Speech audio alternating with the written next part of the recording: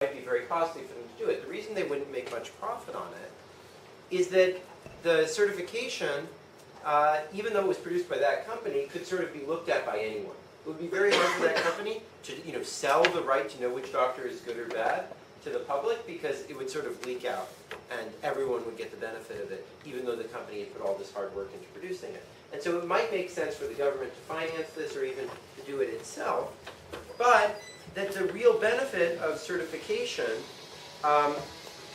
is that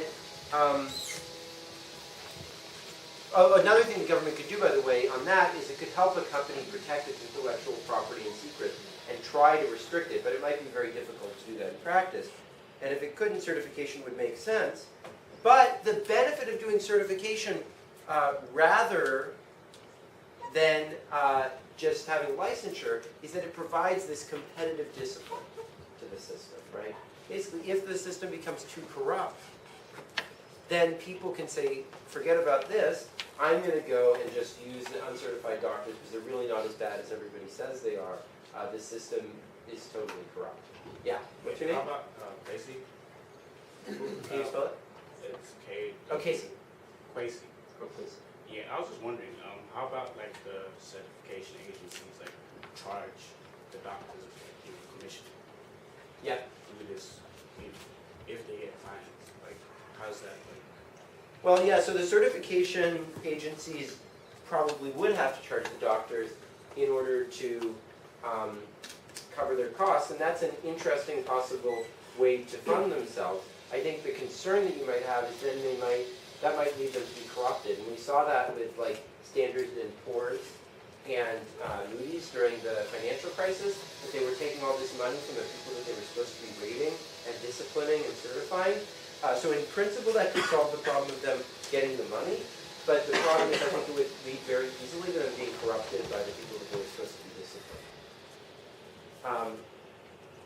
So Friedman's argument is that the benefit of certification is both that people can opt out of the system if it gets too corrupt, and that the possibility of them opting out will keep the system honest in the meantime, because people will have an incentive to make sure that people don't end up using an alternative private system. For sure. Well, I guess for the I was wondering for Standards & Poor's case, it was like these big, massive financial institutions that were paying to rate them. But would that still probably still persist if it's on like a one-to-one doctor basis?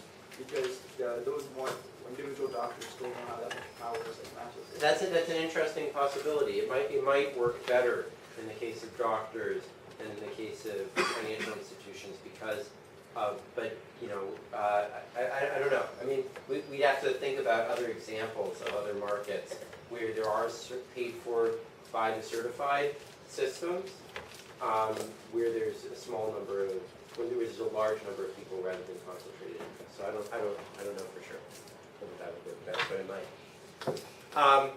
But that would just go more in favor of Friedman's argument, right? That would more favor the idea that the market should really do it.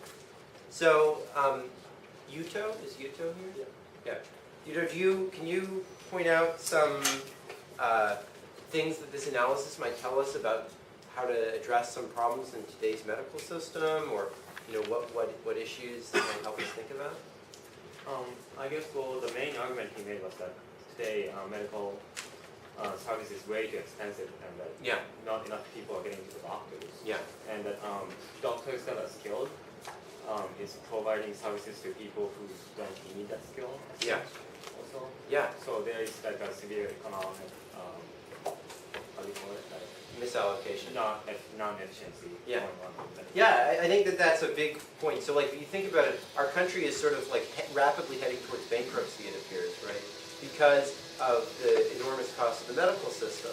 And one of the big costs of that is the fact that doctors are so expensive, right? If there were more doctors who could serve more people, you would be able to lower costs to supply the growing medical needs of our population.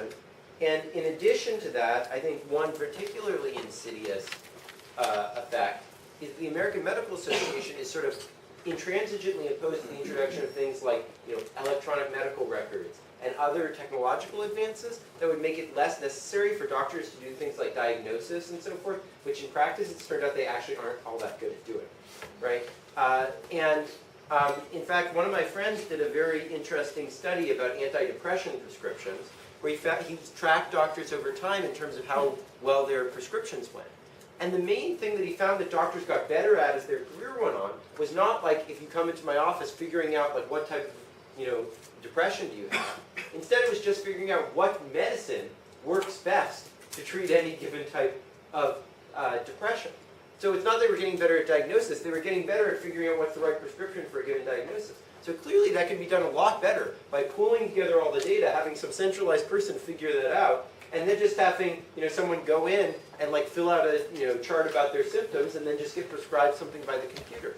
But the American Medical Association would never let the aggregation of the data necessary to do that, because it would remove the role of the doctor. So there's just enormous gains that could be made in terms of the efficiency through the use of computers if there wasn't this group that was trying to stop the introduction of competition that would reduce their wages.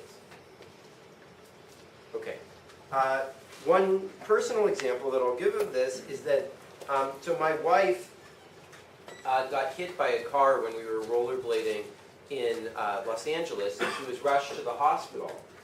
And she went to the LA County Hospital, and she sat there for 5 hours with nurses constantly coming in to check that she was fine because the doctors were too busy to give her the few stitches that she needed in her lips. And then it was illegal in California for a nurse to give stitches. Now, what the hell do you need 10 years of training in order to give stitches? In fact, the sorts of nerdy people who can sit through those 10 years of training probably don't have hands that work as well as the people who, because they've been spending so much time writing exams, as the people who as the nurses who probably know how to sew and so forth, right? So I mean, it would make a lot more sense to give someone a sewing test if you want them to give stitches than to give them several years of physics training. And yet my wife ended up waiting 5 hours to get these stitches. As a result, she got an infection because she had this open wound for 5 hours, and that had much more long-term consequences than anything that directly happened from the accident. So the medical system made her worse off rather than better off because of these restrictions on, you need a doctor to give you 5 stitches in your lip.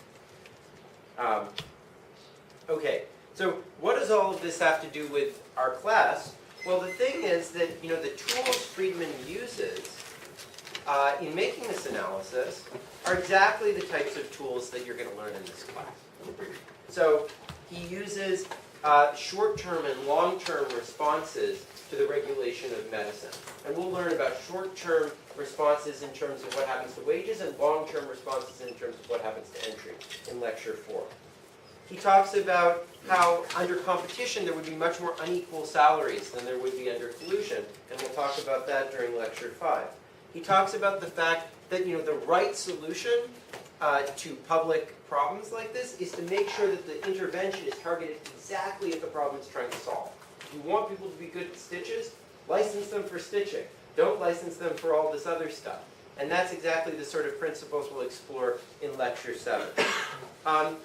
He talks about the fact that we can infer from the fact that it's the producers rather than the consumers that are lobbying in favor of this, that it probably serves the producers rather than consumers' interests. And we'll talk about that during Lecture 8. He talks about the benefits to a monopoly of restricting production and how that harms society. And we'll talk about that in Lecture 9. He talks about how the doctors' cartel sort of price discriminates using group practices, and we'll talk about that in Lecture 10. He talks about how regulators can be captured by the people that they regulate, and this can lead to the corruption of the regulatory system, which we'll talk about in Lecture 12. He talks about the importance of providing rewards for things like certification, which can diffuse to the whole population using things like intellectual property. And that will be the focus of Lecture 13.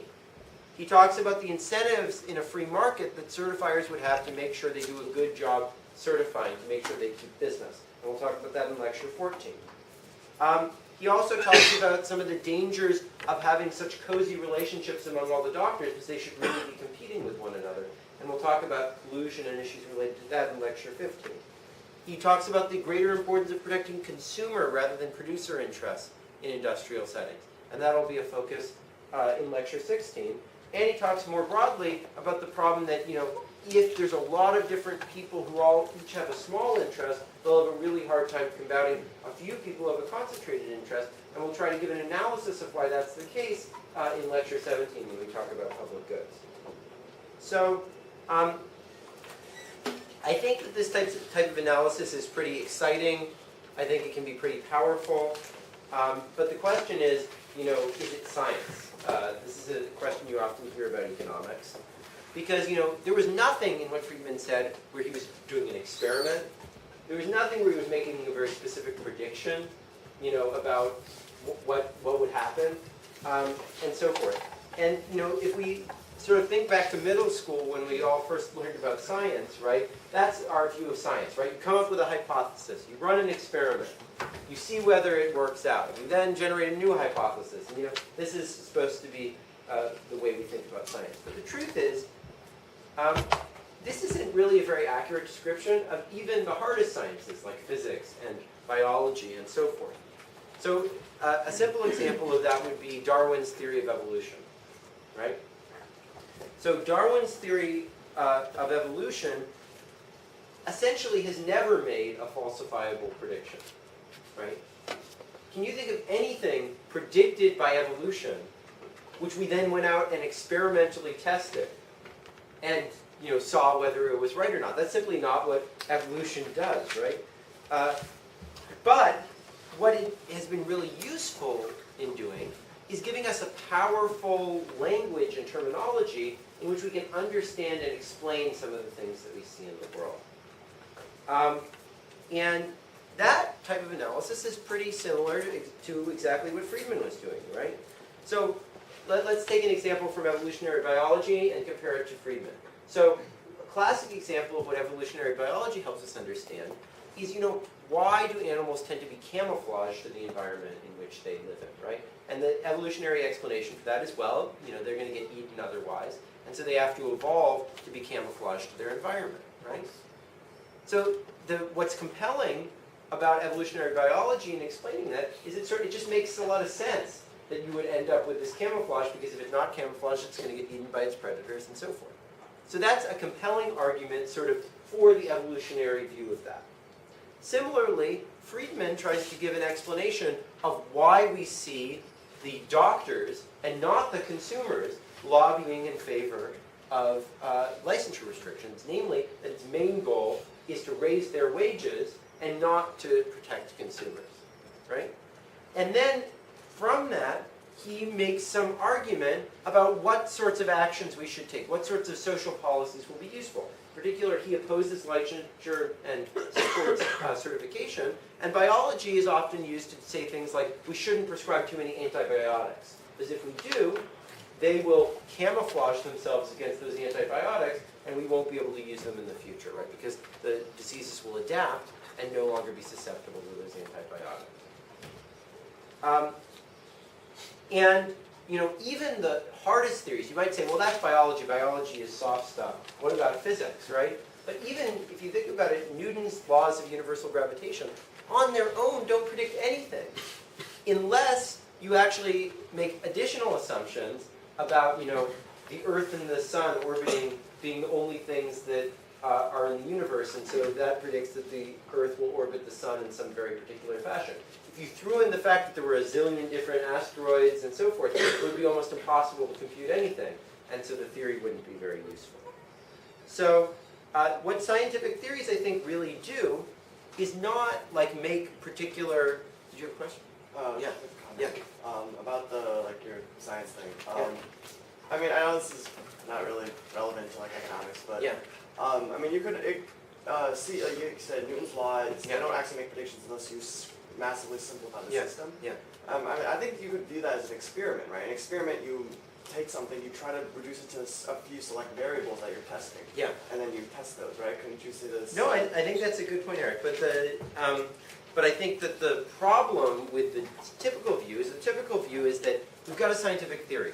We run an experiment to test that theory. The problem with all these simplifying assumptions